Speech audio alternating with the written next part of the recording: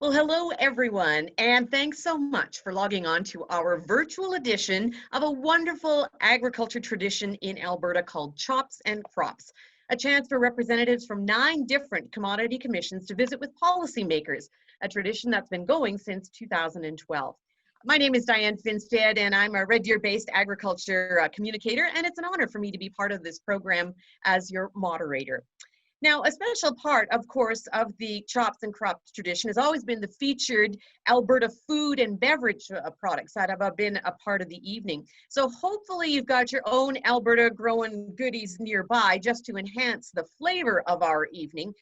Just too bad we don't have like scratch and sniff on our screens or anything, so we could all share in the aromas. But as you can see, we've got some great visual backgrounds behind us that help you know who our various speakers will be this evening. You know, a new benefit, though, of this virtual opportunity is that the presentation is being recorded and more producers in the province can log on and view it later, so that is great. Real big thanks to all of our commission staff folks for their hard work on making the switch to virtual, and we're so glad that all of our chairs could be here along with Minister Dreeshen. And we're grateful that you could all be so flexible as the battle rages on against this awful virus. So our format for tonight is to have some opening remarks from our hosting commission and then hear from the minister. We'll move into a roundtable style format after that for questions from each. And to ensure everyone has an opportunity, we've asked each of our 9 speakers to narrow their field of broad inquiries to a single question to be answered by the minister. Now, we're going to try and allow about 5 minutes for each. Part of my job is to keep us on time. And of course, from my old TV and radio days, I'm pretty used to keeping a keen eye on the clock. So if you're getting close to time, I'll put up the 1 minute finger signal. And, you know, I have been known to use a cowbell to help round up folks at conferences and help out with my timekeeping. I tried it out and it seemed a little loud right here. So in keeping with the season, if you hear a gentle jingle of the bells, it's time. Oh, I see they're invisible bells. That's even more inspirational. It is time to wrap it up. So we'll try and keep it fair for everyone. Also, of course, if you take a peek, you'll see our chat function will be available on the side. Just keep in mind that it's a bit like a live microphone. Use it wisely and with respect. So with that, let's get our Chops and Crops 2020 underway. Our hosting group this year is the Alberta Wheat Commission. So to bring us some opening greetings, I'd like to introduce Todd Hames of Marwayne, Chair of the Alberta Wheat Commission. Todd?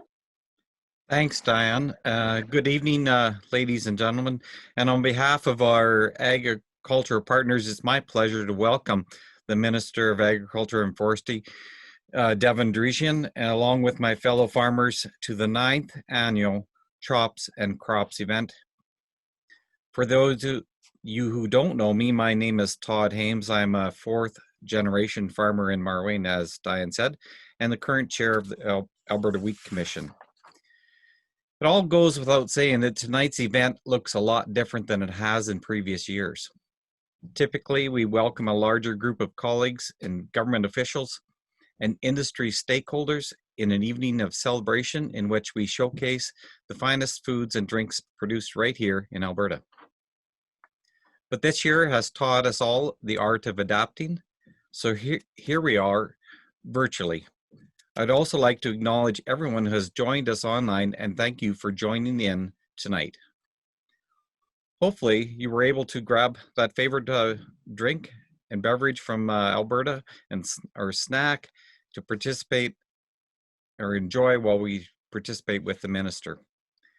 Tonight, I am joined here with fellow farmers, beekeepers, and ranchers from across the province as we reflect on the past year and road ahead in our continued role to feed Albertans in the world with some of the safest, highest quality food available. The need to adapt and change conditions has never been more apparent than this year. But the ag sector is built on resilience, and this year was no exception. The demand for our commodities withstood the pandemic, and some Alberta farmers saw strong yields and productivity, while some other parts of the province, farmers struggle due to weather concerns, so we're always have to take our victories with stride with the variability across this great province. The pandemic has hit our province hard, and the ag sector understands that this is a long road ahead for Alberta to get back on stable ground. Our organizations know that agriculture has the ability to step up and play a major role in the province's economic recovery. Our province was built on agriculture. It is what we do best. In order for agriculture to maximize its role, we need the continued support of our government in ensuring our farmers have the resources and tools that they need to do their part to create jobs, rebuild, and continue to diversify Alberta's economy. Agriculture can help by continuing to provide jobs in the rural communities, urban centers, and the ability to process more primary products right here in Alberta. We are pleased that Invest Alberta has recognized agriculture as a key sector in attracting new businesses to the province. We must not lose sight of the fact that the larger majority of what we produce is exported, and our ability to increase our export market capacity is critical in providing more jobs to Albertans. This means that we need on-the-ground support of our provincial government to help overcome market access challenges and create new opportunities in key markets. The support will be critical to maintain and grow our exports in a time when all countries are rebuilding and some are adopting a very protectionist attitude. We want to thank our government for sending more agriculture officers to key global offices to begin the work of boosting our exports and expand our market reach. We are thankful for the recent announcements as well the government has made in the areas of rural infrastructure, and there is more to be done here. We look forward to working together to address critical areas such as rural connectivity, road infrastructure, water management, and monitoring. As agriculture continues to innovate and adapt, we look to the government to champion ongoing efforts to accelerate investments into rural connectivity as a means of ensuring that Alberta producers continue to be leaders in innovation. The ag sector has shown resiliency and stability and long viewed as an important part of the diversification of our provincial economy. Innovation drives our resilience and competitiveness. Your commitment through the results-driven agriculture research, or RDAR, to ensure that farmers and ranchers' needs are reflected in research priorities is welcomed.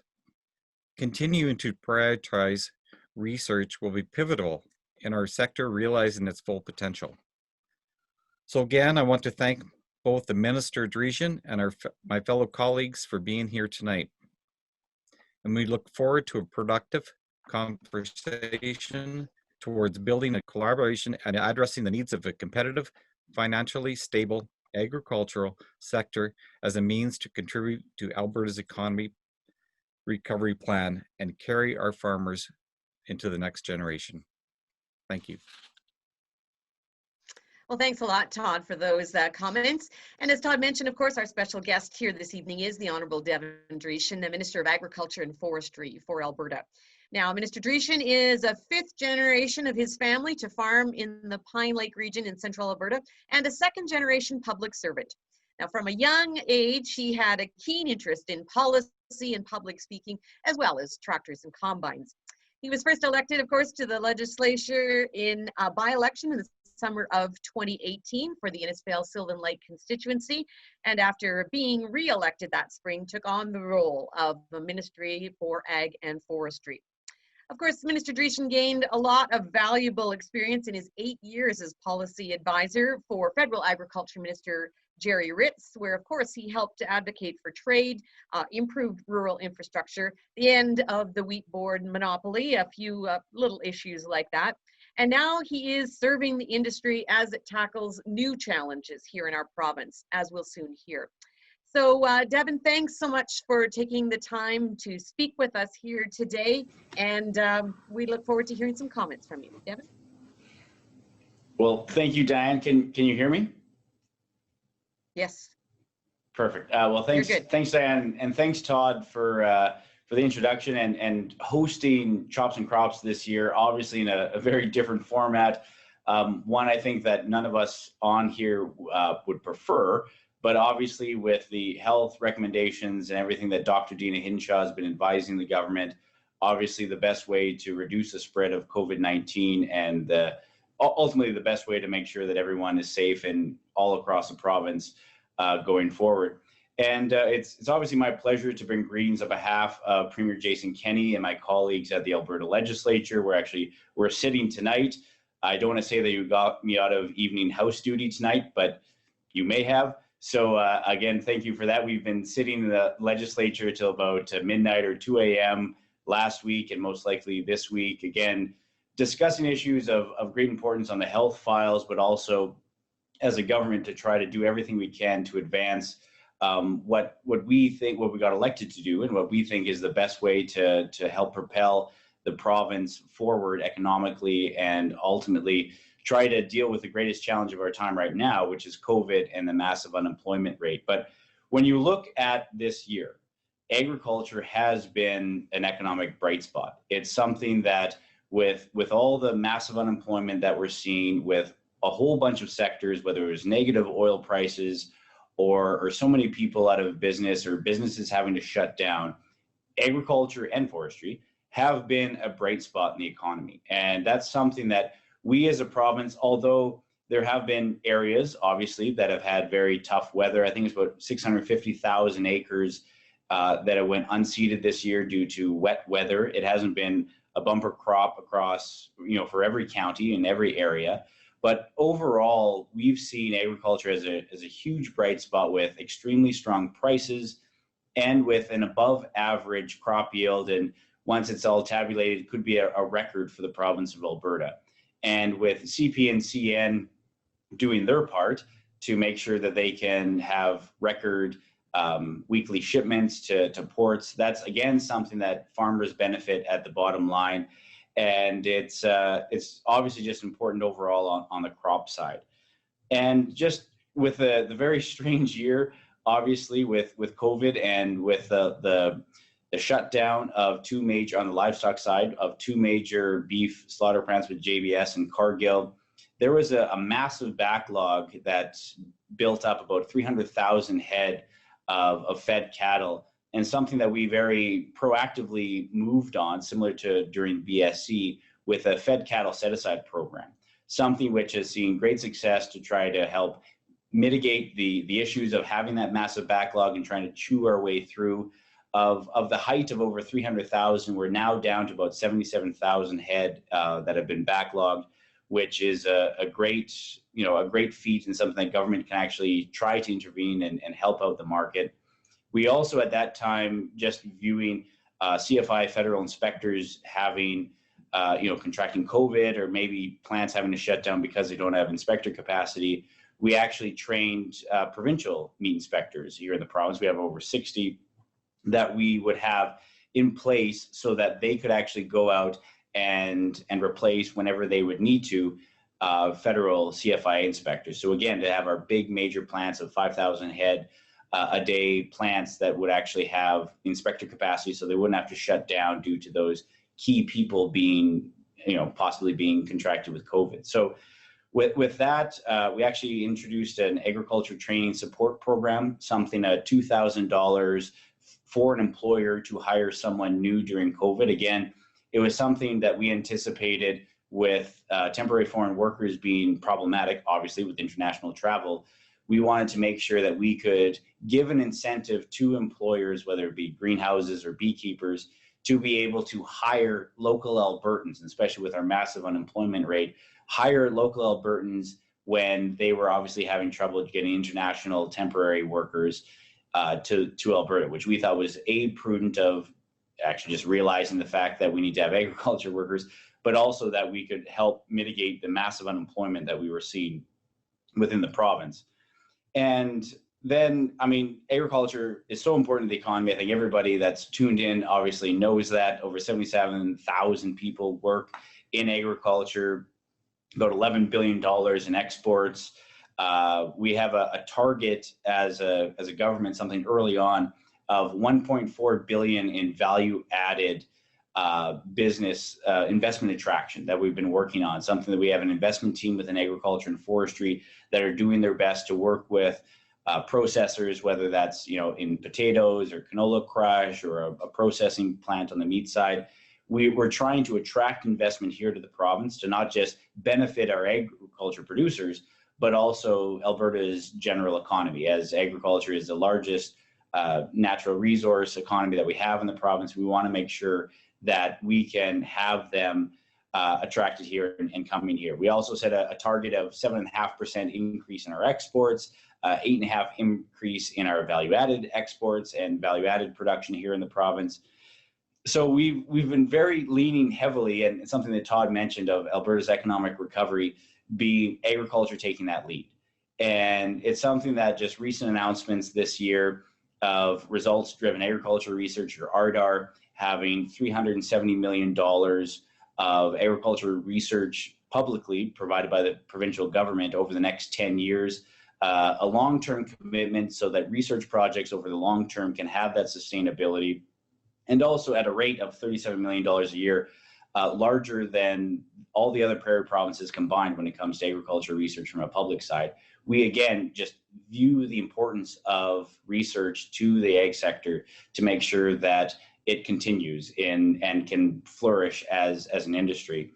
And obviously our $815 million agreement that we made with 8 irrigation districts down in southern Alberta will create over 8,000 jobs of 56 rehabilitation projects, which essentially takes open pit water canals and converts them into pipelines, as well as 4 off-stream reservoirs, which, when you combine the off-stream reservoirs with all the rehabilitation projects, be about 200,000 acres of new irrigated land into the province of Alberta. So all of that and the jobs that are created of it, again, is something that we thought as a provincial government we could be able to help facilitate, again, economic growth to try to benefit our industry. And then just finally, I'd just like to highlight, we also doubled our international our trade appearance of having, and not just 4, but 8 international officers in key markets around the world, so that our industry is being advocated for, and we're making those agriculture deals into new markets and expanding markets as much as we can. So with that, those are just kind of the highlights that I think we've done as a government, and happy to take any questions. Again, I wish we're all in person and we'd have the typical chops and crops, but I appreciate Diane and Todd and everybody that helped put this together for being able to address you tonight. And I know that the Premier would have loved to have been here tonight and address everyone, but you got second fiddle tonight, so I hope that suffices. But thank you guys very much for your time. Ah, well, it's a fiddle that still plays good music to the ears of these producers, especially it's, I know, great for so many of them to have a real farmer representing them in Edmonton. So thanks for that. All right, now it's time to sort of get to know our panel members, and we're going to go around the table and meet our various representatives. So what we'll do is we'll go around and get each of you to just sort of introduce yourself, what commission you represent, and where you're from. And then we'll start a round of questions. So Todd, as host, we'll check in with you first. I'll keep this short. As I said, Todd Ames from the Marwayne, Alberta, and I'm the current chair of the Alberta Wheat Commission. So East Central Alberta. I think Devin knows where I'm at. So thanks. Welcome here. Okay. Sounds good. Okay, next we'll check in with Jeremy. Go ahead and introduce yourself, Jeremy. Hi, my name is Jeremy Oltof. I'm the current chair of the Alberta Beekeepers Commission. We operate 4,500 hives east of Lacombe, the big town of Tees, Alberta there. Yeah. Great. All right, next up is Brent.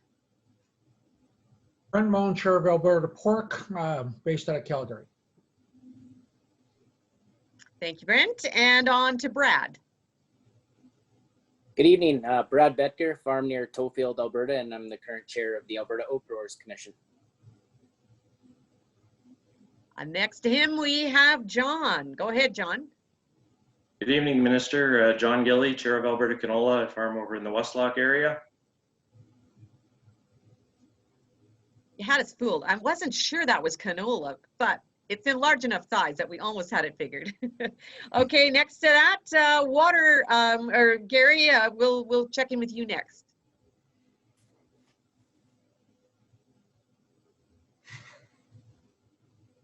Just get that mute button, Gary.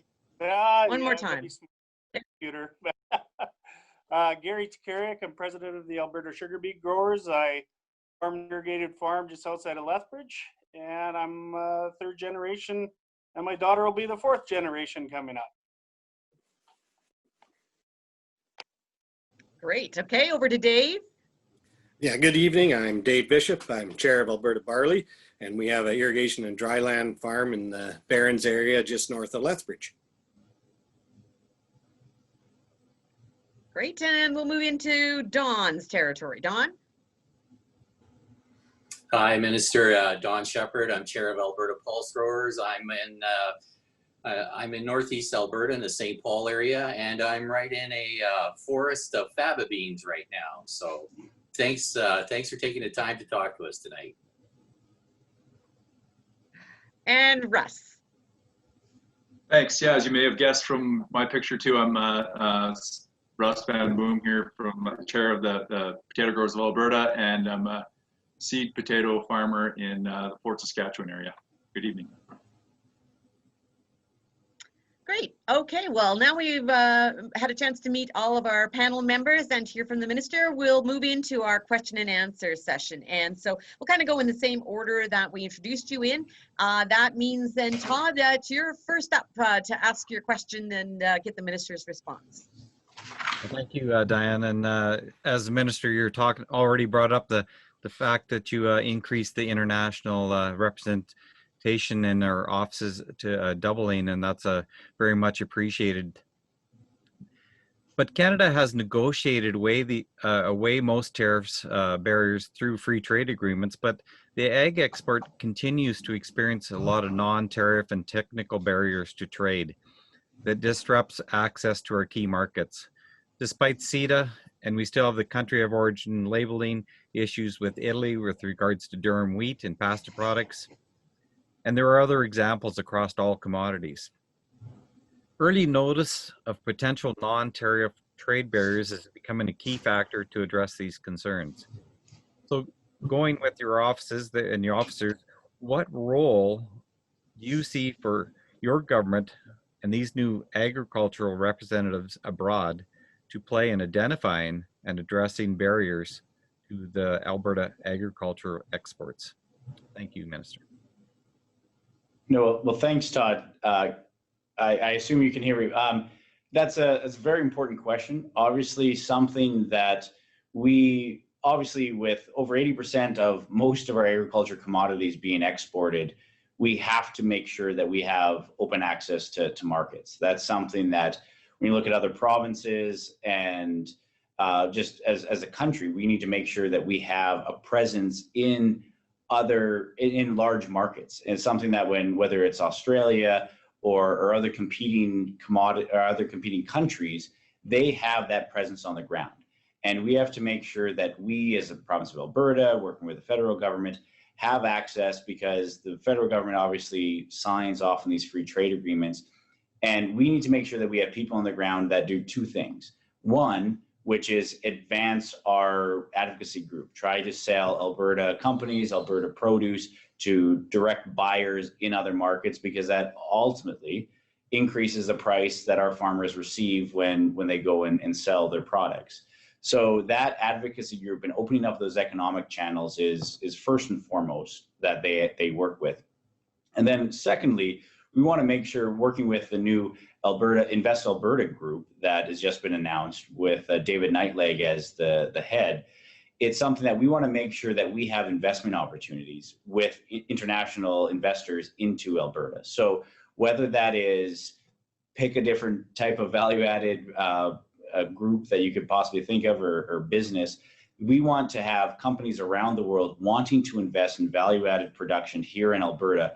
So we ultimately aren't just exporters of raw commodities, but also we can have the economic benefit of having jobs here, of having the investment here, of having the tax dollars here, and developing more value-added products and then shipping them around the world. So it is something that our 8 new officers in 8 different key jurisdictions around the world, we've doubled that because we, again, recognize the importance of our international presence and being able to export our commodities and try to get those deals and get those premium prices, but also to get investment dollars around the world. So it's obviously very important and something that we want to make sure that we were focusing on.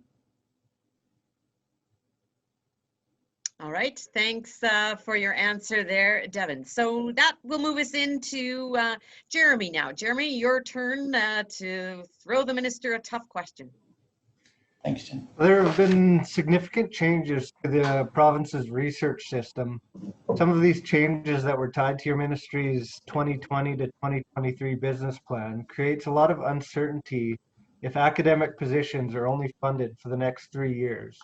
Now that agriculture and forestry has transitioned Dr. Shelley Hoover, a honeybee and pollination researcher, to the University of Lethbridge, the beekeepers of Alberta, the hybrid canola industry, and even Dr. Hoover are all concerned about the longevity of her role and her research program. Under the new research model, how does the government plan to ensure that researchers who are based in academia and funded by ARDAR have some assurances for long-term stability to contribute to the growth and sustainability of Alberta's agriculture sector? Well, thanks, Jeremy, for that very important question. I actually met with Shelley when we did the transition announcement down in Lethbridge. And something that we wanted to make sure of are our rock star researchers, the researchers that everybody in this call and knows and understands were getting that transition funding. And it's something that we thought, whether it's a university or a college, that they have not only the capacity and the lab space and the resources to be able to conduct research, but they also have teaching opportunities where it's the next wave of researchers in agriculture, that these researchers now have teaching opportunities working with the colleges or universities to set curriculum and to be able to have new courses in agriculture and just further the research that we have, something that you don't have as a agriculture and forestry employee. And again, to your question of, well, how will they get that long-term beyond the 3-year funding? It's just like every agriculture research project in the province of Alberta going forward with ARDAR, results-driven agriculture research. They're going to get $37 million a year annually from the province of Alberta, which again is more than Saskatchewan and Manitoba combined. They will get that those research dollars from the provincial government, which ultimately can be leveraged. You can have private investors, however the researchers try to come up with their proposal for whatever type of research project they have. If it has massive industry buy-in, something that producers, whether it be farmers, ranchers, or bean producers, they view as this is critical to our industry, that's where the priorities of ARDAR will be set, and that's where the dollars will eventually go. So it's something that we campaigned actually as a government or as a party about 18 months ago, that we didn't want government ideology getting in the way of agriculture research. We wanted to make sure that it was grassroots and it was farmers and ranchers and producers that were actually dictating and directing public agriculture research dollars. And so that's why we created ARDAR that has a wide swath of different commodity groups on it.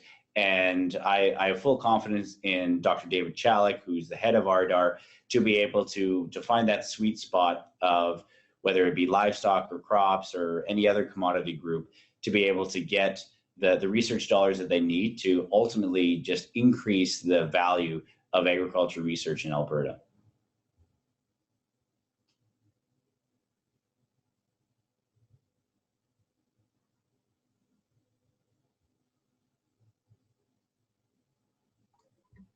Hit mute, Diane.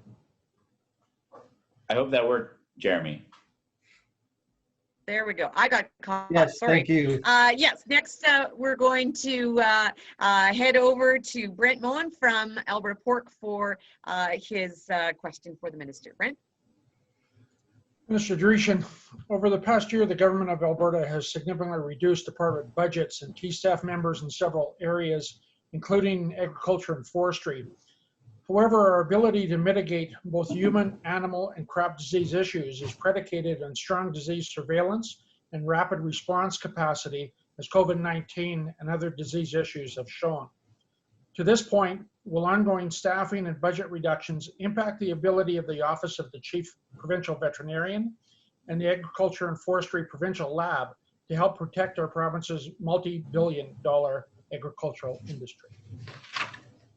Well, thanks, Brett, for that question. And no, it's something that we viewed our chief veterinarian officer as a key critical officer of this government. We want to make sure that the research dollars and his funding was adequate so that he could do his job to make sure that on the livestock side, he had all the funding needed to be able to conduct any type of research or to make sure that he was fully funded to make sure that he could ultimately do what he is supposed to do, which is make sure that herds in the province are safe, and that if there is an outbreak of any type of disease, that he has all the resources available to him to be able to conduct that and to conduct that work. And I think it's something too, we announced I guess about a month or so ago in the University of Calgary, adding to the surveillance and the veterinary capacity of the University of Calgary to be able to do our own testing here in the province of Alberta. For so many livestock tests were actually sent to Saskatchewan to be able to see whatever type of herd disease or herd issue may have arose. And now the fact that we can do that locally here in Alberta, not just is a time factor and something that if there happens to be an outbreak, time is obviously is critical, but we can do it here in Alberta. And it's also cheaper for producers to be able to get any type of testing done, shipping it down to Calgary versus having to ship it to Saskatchewan. So we've transitioned that type of research and testing capacity to the University of Calgary. We've made sure that our chief medical vet or chief vet has all the resources available to be able to do any type of research. And with the H1N2 case that was found in Alberta, he worked hand in glove with Dr. Dina Hinshaw, obviously our chief medical officer of health in the province. And it was something that I was very proud of him and his work and the speed in which he conducted herd tests across the province or across central Alberta. So I think it's something that he's a position. When I first met him as minister, I said over the 4 years, I hope I never see you again. But it is something that when you want to make sure that you have qualified, well-staffed, well-resourced chief medical vet for the province as a provincial ag minister. And I think we have one here in Alberta, and I'm tremendously proud of him and know that he has the resources that he needs to do his job extremely well. Okay, thanks for that answer there. Okay, next up, we swing over to Brad Becker from the Alberta Oat Growers Commission. Brad? Thanks, Diane. Minister Dreeshen, you were on the inside when the federal government reduced agri-stability to 70% and introduced reference margin limits, which would further reduce the trigger to well below a 70% drop in margin. And around 2012, farm incomes then were on the rise, market access was increasing, and trade barriers were being removed. However, in our recent years, we have seen increased market and trade volatility, more severe weather-related events, and increased cost of our inputs. And yet agri-stability has not reacted to support our farmers for these impacts that are beyond our control. As well, delays in year-end production summaries and payouts, particularly in northern Alberta, have made it difficult to plan and further worsen the financial stress on farms. So to these points, what are the government's short-term and long-term plans to ensure business risk management programs meet our farmers' needs, including insurances for more adjusters and timely payouts so that we can remain competitive. Thank you. Well, thanks, Brad. And not to get too nostalgic, the decisions that were made back then it was a choice, and something that back then we had commodity groups say that was the best change to happen, because we knew as a federal government we had to find efficiencies. And whether it was research or an agri-stability change, at that time, it was something that was widely supported that the agri-stability change would be better than any cuts to research. So again, was the minister then, but that is something that at the time was made, and something that we have now heard from lots of commodity groups to say that agri-stability hasn't been fixed and it doesn't work. And I think that's something that even prior to the reference margin change or the trigger change, it's something that I've heard from a lot of farmers to say, why should I spend thousands of dollars on an accountant, wait almost 2 years to see if I actually get a payment from something? I think BRM programs should be timely, bankable, and predictable. That's something that the federal and provincial governments have said. Those are the types of those are the types of BRM changes that we actually want to see. So it's something that we are at our FPT meetings right now. We had last Friday was the first half. This upcoming Friday is the second half of those meetings. And it's something that we as a province want to make sure that we can develop something that works. And we're in discussions with other provinces. We're developing a program that would actually be a replacement to agri-stability. Because when you look at agri-stability and the tax returns and everything that it takes for them to be able to pay almost 2 years out after an actual real revenue reduction, margin reduction, we're looking at an insurance-based margin program that, like crop insurance, would actually pay out at the end of the season. You could say, this is my loss, this is my revenue loss for the year, and here is, I as a producer can choose my own risk level to be able to invest into or to buy coverage for a margin loss, and then that is actuarially sound through an insurance-based system. So that's something that we're working on, we're advocating for, to see if we actually have federal buy-in. If we don't, I guess we'll have to go back to the drawing board, but we think that is a margin-based insurance program is something that is timely because it'll pay out within that year, similar to crop insurance, unlike the 2+ years or 2-ish years it'll take for agri-stability. And it's bankable because farmers get to be able to choose the coverage and the reference level and the trigger points that they would want.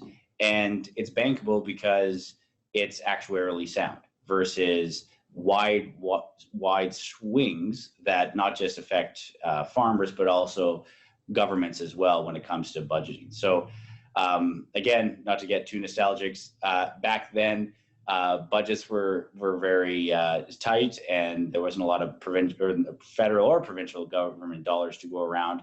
And when we as a province of Alberta this year have looked at negative oil prices, $20+ billion in deficit this year, next year not looking too well either. It's been extremely tough as a government, and that's why we want to make sure that we have government supports for agriculture that are reasonable, and something that when you look at all the other businesses that are having a very difficult financial stress, that it's something that is bankable and predictable and timely for our producers here in Alberta. So we'll see what happens on Friday, but it's my opinion that agri-stability was never a good program, and it is something that we need to try to find an improvement. And the next 5-year framework for agri-stability, that essentially, even if you wanted to change it or whatever the next 5-year framework is going to look like, we'll have to have sign off by next year or the year after. So from all provinces and the federal government. So to me, even if you did tinker with agri-stability now, you wouldn't see the benefit until the next 5-year framework were to happen anyway. So that's something that we're developing and that we're going to be advocating for on Friday. Sounds like an interesting development, and we'll definitely keep our ears open for Friday's news. All right, now we'll move on to John with his giant canola for a question for us. John? Thanks, Diane. Hope you're enjoying the view from my field. Minister, you're a farmer, so I don't have to tell you that farmers are price takers in a trade-exposed industry with no ability to pass on those increases to our customers. We pay retail prices for our inputs, and we sell our commodities at wholesale prices. We use energy to irrigate, dry our grain, and heat and cool barns. We pay the freight both ways. All of which is subject to a federal carbon tax that's expected to rise to $50 per ton in just over a year. To remain competitive and be able to feed Albertans and the rest of the world, we need more carbon tax exemptions for the energy and fuel we use on farm, new agricultural carbon offsets, and increased renewable content in the federal clean fuel standard, all with less red tape. So my question is, how will the government of Alberta ensure farmers remain globally competitive in the face of these carbon challenges? And what value does the government place on the carbon we sequester in our agricultural soils through improved sustainable practices? Thanks, John. And I am envious of the canola plants that you can grow up there. But when it comes to carbon taxes in Alberta, if we're successful as a province in fighting the federal carbon tax at the Supreme Court, you won't have to pay them. And that's something that we still have our best lawyers fighting the Supreme Court to make sure that that we can win that constitutional jurisdiction battle with the federal government. And when it comes to the clean fuel standards or anything that the federal government throws at us that really just increases the price of doing business in any province, but specifically in Alberta, you're absolutely right, John. It's so difficult to compete, to be in the export markets and to have to compete with a government that is always trying to increase the costs for us, even though we have the highest labor standards, the highest human rights standards, the highest environmental standards of any country in the world. But when they're always moving the goalposts and increasing costs to trade dependent and, to your point, price takers, it feels like a noose tightening around your neck. And that's something that we as a province are always going to fight and to push against. And I think it is something that, to your point, maybe we have to be more creative. Maybe we have to say we sequester an amazing amount of carbon through our modern agriculture prices, and we should get a benefit for it. I know on the forestry side, we have 87 million acres of forests here in Alberta. That's the size of Germany, but yet we don't get credit for it. We don't get credit for the amount of carbon that we sequester on the agriculture side with zero till and all the grazing leases or the grazing practices that we have in Alberta. So it is something that these attacks or these increased costs to production shouldn't happen. But if they are happening, then we should be, to your point, be able to take credit for all the tremendous, amazing work that we do on the environmental side, because there's no other country in the world that's more cleaner than us or more ethical than us. And if you were to play in the world of let's pay a premium product for environmentally friendly produce that's been exported around the world, well, Alberta should get that premium price every day. And it's something that we have to fight and make sure that we do. And I think that is something that we're working on with our federal counterparts to make sure that they understand the environmental benefits that we do every day here with modern agriculture practices in Alberta. Thank you. Thank you for that. Now we'll swing down to sugar beet country and check in with Gary. Gary? Thanks, Diane. As a water user with the St. Mary's Irrigation District, I would like to thank you, Minister Dreeshen, and your government for doing the investment in irrigation. It'll pay off by the rehabilitation of canals and everything in the long run. And that's the segue into my question, is that water has become a commodity which everyone is interested in, especially the PMRA and the public. What does the provincial government plan on doing to ensure consistent water monitoring is being conducted to provide scientific data to help combat myths and inform decision makers, especially in the area of PMRAs on crop protection tools? Well, thanks, Gary. And I'm not sure if this was you or someone else, but a wise man once said, whiskey's for drinking and water's for fighting over. And it's something that we obviously understand the importance of irrigation. We, beyond actually the $815 million announcement that we made to expand the 200,000 acres of irrigated land in southern Alberta, we're actually looking at a second phase as well, and working with the Canada Infrastructure Bank and other producers to be able to try to expand irrigation, because again, we understand the importance of it. But to your point, PMRA, the new, I think, federal water body commission, I'm not sure what the federal government has recently announced. There's a lot of issues, regulatory issues, that can impede economic growth. So we've always pressed PMRA or other levels of government to make sure that they view the economic stability, economic growth of our industry of agriculture as a priority. So it's something that the competing uses of irrigation bodies, I know down in Strathmore, lots of folks will say, well, this is a beautiful, nice recreational lake. Well, it's an irrigation area, and yes, the water levels will go up and down, obviously, because of water use. So it is something that I think it's a bit of education, but it's also strong advocacy work to make sure that PMRA or any other regulatory agencies have the right focus and have an economic focus as well as an environmental focus, obviously, but that they view the growth of the industry as something that is important. They do cross-jurisdictional scans of, again, what our international competitors use and what their regulations are, because there shouldn't be a never-ending goalpost that moves way beyond reason.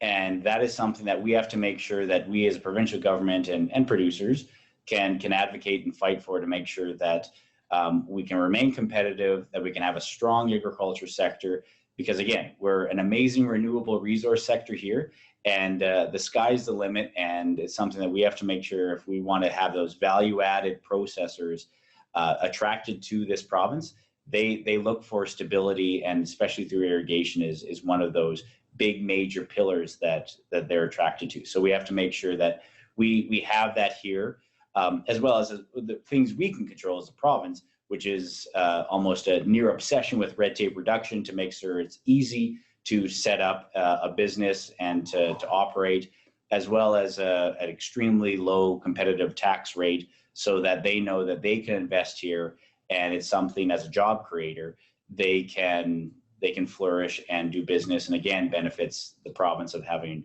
more jobs here. So I agree, there's a constant regulatory review that shouldn't be never-ending increase in regulation, but it should also be a common sense view as well. Thanks. You mentioned whiskey at the start there. I was wondering if you received your Alberta sugar grown and produced Alberta Brumble. I did, but I can't tell you what level the bottle's still at. So that's... Thanks. Thanks, Gary. All right. Well, thanks for the question. And I know Dave's been chomping at the bit, so to speak, to talk for Alberta Barley. So Dave, it's your turn. Thanks, Diane. Minister Dreeshen, farmers are strong contributors to the tax base of rural municipalities. We were pleased to see a rollback of the proposed linear tax assessments by Minister Allard for a more favorable model for our municipalities. Understanding that these are hard times for the oil and gas sector, our farmers are concerned that major changes to non-residential and linear tax assessments will download impacts onto the agricultural sector and our farmers through increased taxes, costs, and erosion of services. So my question is, how will your government strike a balance in attracting oil and gas and other investment into rural areas while still ensuring that farmers can maintain their margins as well as the necessary services to contribute to the diversification of the economy and the economic recovery? Thank you. Yeah, well, thank you, Dave. And obviously oil and gas is so important to the province of Alberta. And it is something that we're keenly focused on, of how we can try to attract more investment, whether it's conventional or not oil and gas production. We have recently announced a new capital grant program where 12% of the capital cost of a large oil and gas operation will be granted by the provincial government. Again, just to try to attract the main employer in the province, which is oil and gas. And for municipalities, it's up for them, obviously, to set their own tax rate. But it is something that we encourage them to try to attract any type of industry, whether it be oil, gas, or agriculture. And we also encourage and look at whether it be confined livestock operations or agriculture groups, to make sure that they don't implement rules, regulations, taxation that actually hurts or demonizes agriculture, because it is such an important aspect to our economy. And the provincial government, we can do everything that we think we can do to try to attract investment. But if we don't have federal government support or agreement, or municipal government support or agreement, you're still going to see companies that are going to decide, I, with my global capital, would rather go someplace else. So it is something that we work with, and Municipal Affairs Minister Allard has done a tremendous job trying to reach out, talk to as many municipalities as she can, to make sure that that message of we're all in this together, we all have to try to attract investment, we all have to try to create more jobs, especially with a near record unemployment level that we have here in Alberta. So I think it is one of those we're all in this together moments, and we have to make sure that we can work with municipalities to make sure that we can try to attract investment and get jobs back and get Alberta booming again, because that's obviously when we're at our best, is when we can get ourselves back on track. Thank you, Minister. Thanks, Dave. All right, we're going to head back to the land of giant crops and check in with Don from the Pulse Growers. Yes, hi. Thanks, Minister. On a personal note, Minister, I'm very pleased that you've persevered so much with the beef industry, because we're shipping our calves tomorrow. So we're looking forward to, hopefully doing okay. We will. And I have the question, a hard question, I guess, but you've answered it many times already. Alberta has a hard-earned reputation for high-quality ag products and a growing capacity to help meet the global demand for food. Value-added processing has an opportunity to be a strong driver for our province's economic recovery. For example, the trend in demand for plant-based protein is significant and growing. And just a comment, Lovingly Made Ingredients by Calgary have opened. We have a pulse flour mill opening by St. Albert, and also Faba Canada has moved into the pea butter plant. So on the Pulse side, it looks really good, and hopefully the milk people are building their fractionator. So how is the provincial government encouraging greater value-added investment to capitalize on the increased interest in plant protein and other locally processed ag commodities? Thanks, Minister. No, well, thank you so much, Don. And it is something that that $1.4 billion investment target, again, it was something that if you don't set something, you don't measure against it, you'll never be able to improve upon it. And with that $1.4 billion investment, that was within our own agriculture and forestry department. We had about 30 or so companies that we were working with as a concierge type service or red carpet type level of engagement, where they would see that, whether it's municipal, water licenses or provincial water licenses or whatever type of permits that they would need to set up shop, we wanted to make it easy for them. And I think of that 1.4 billion, we're at, I think, 300 or so million dollars of it, of projects, large and small, saying, yes, we are shovel ready. We want to actually set up shop. And again, you've mentioned a few of them. And it is something that it's exciting that if you don't actually go out and court these companies, they're going to set up shop someplace else. So it is something that if we're going to talk the talk about jobs, and that we're trying to increase our economic activity, we have to be able to put our money where our mouth is and focus on those areas to try to attract those types of businesses. And it's not just international. A lot of it is local or within Canada investments. Cavendish is a great one on the potato side. We're working with them to see what would it take to build a second plant of that same size. We obviously point to our natural advantages of a low tax rate, and again, with that red tape reduction focus. But we ask them, and we're continually asking them, if we don't have this right for you, what else would it take to be able to set up shop here? What are other jurisdictions that you're working with? What are they offering you that we could counter? And sometimes it's a lot of bluster, so you have to kind of cut through that. But you want to make sure that we are as competitive as we can be to attract job creators, because to your point, there's a huge economic potential for the province to be able to attract them, get them here for the farmers as well as the people that are employed in those industries. So it's important, and it is something that we were focused on before the economic downturn and COVID, but it is something that I'm a huge believer in agriculture and think it has a tremendous growth capacity to be able to be ever more prominent in the province. And then I think I think we're kind of humble when it comes to the agriculture industry, where a lot of other industries get more attention and they can be more flashy. But it is something that we need to make sure, whether it's through the Calgary Stampede or organizations that can bridge rural and agriculture to our two big major urban centers. That's so important, because we have such an amazing agriculture story to tell here in Alberta. We just have to make sure we tell it, because if we don't, nobody else will. So it's very important, and it's a value added is a great way to be able to bridge that divide.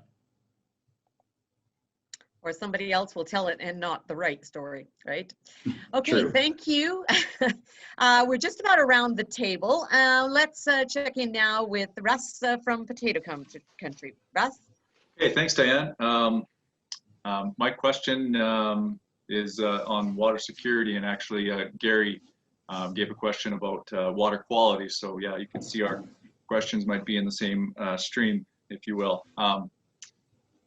I'd like to also echo what Gary said with giving thanks for the 815 million announcement in irrigation, and yeah, my question goes along with that. So with that announcement of funding to modernize the irrigation districts and increasing water storage capacity and supporting long-term value-adding processing, that was a pleasant surprise. Fresh water is a vital for potato processing. It's a vital thing, and all other agri-food processing and expansion. So when can we expect to get some more clarity from the government on the specifics of where this funding is going?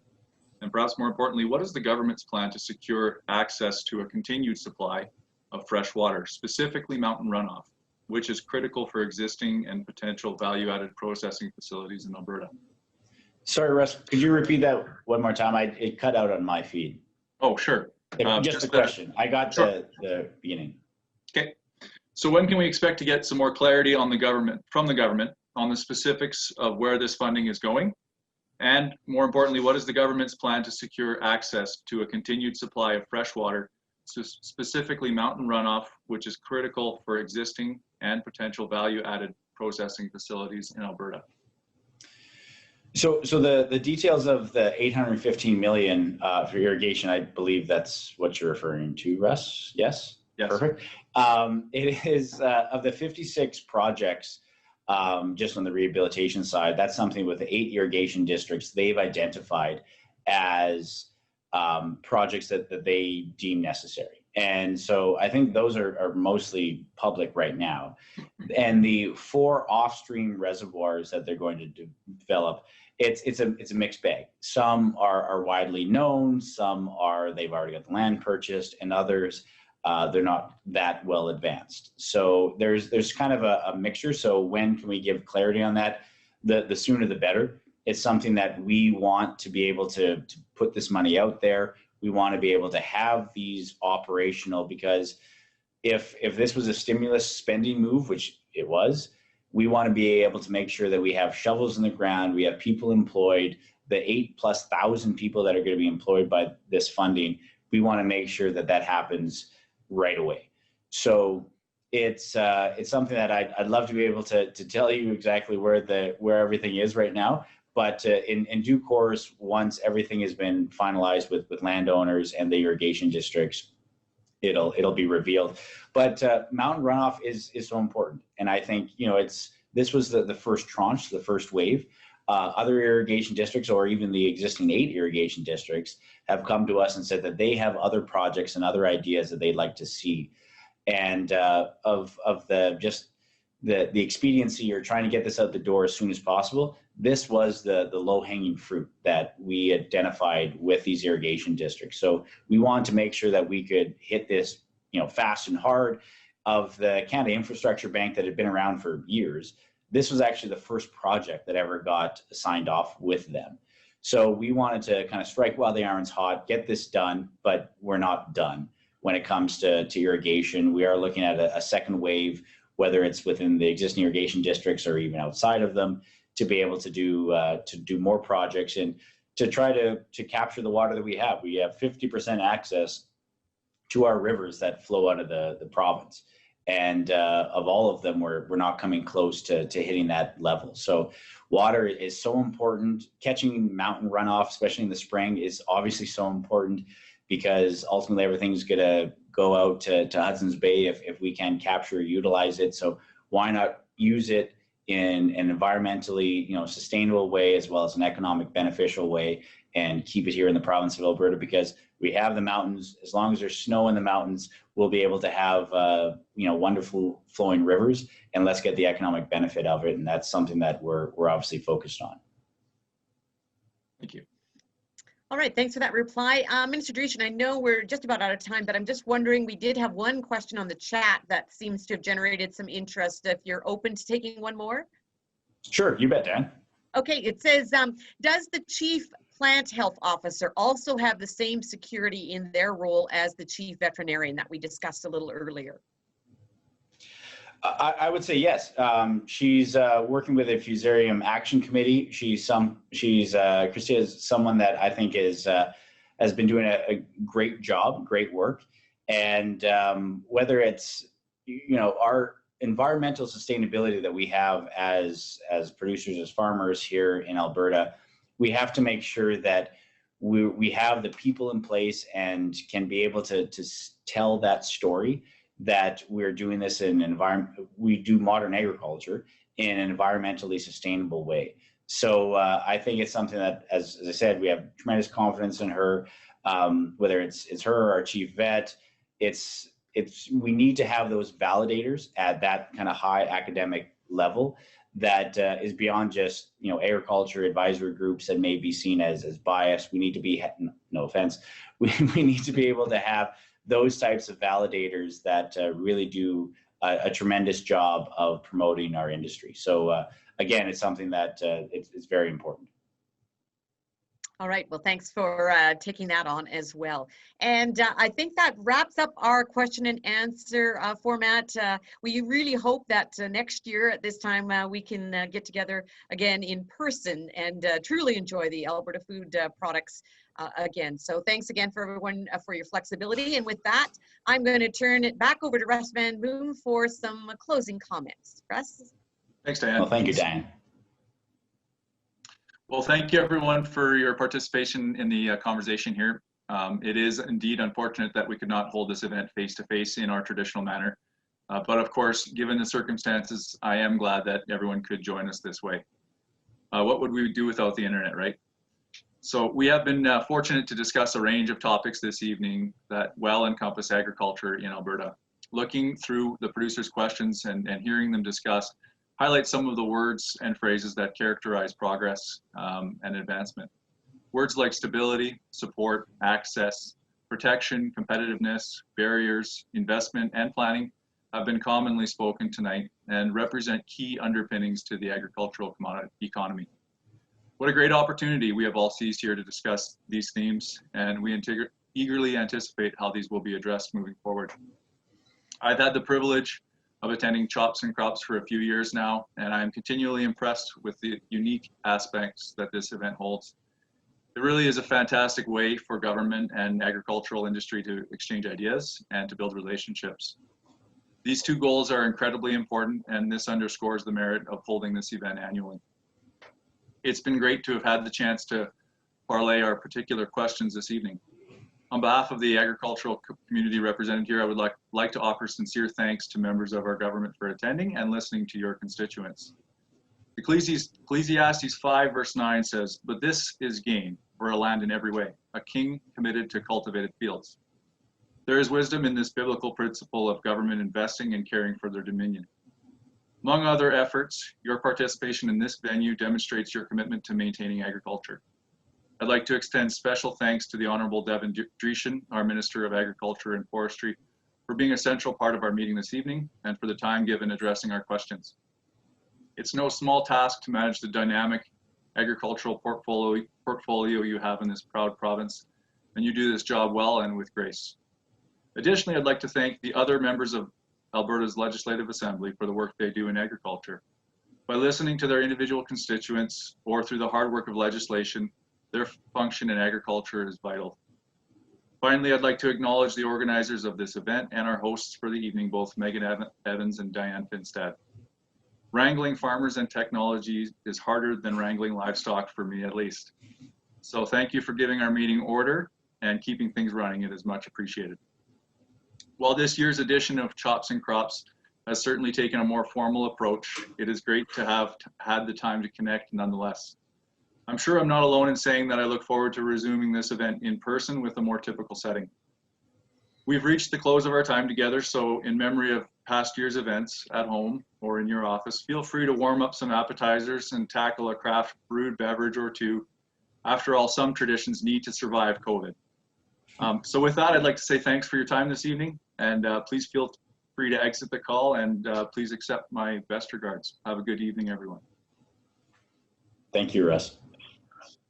Take care.